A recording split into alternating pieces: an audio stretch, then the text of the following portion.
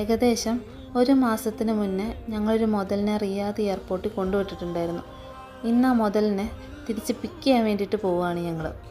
അങ്ങനെ ഞങ്ങൾ റിയാദ് എയർപോർട്ടിലോട്ട് പോയിക്കൊണ്ടിരിക്കുകയാണ്. അപ്പം നമ്മുടെ കക്ഷി നമ്മളെയും കാത്ത് ഇങ്ങനെ വെയിറ്റ് ചെയ്ത് നിൽക്കുകയാണ്. അങ്ങനെ ഞങ്ങൾ അവസാനം ചേച്ചീനെ കണ്ടുപിടിച്ചു.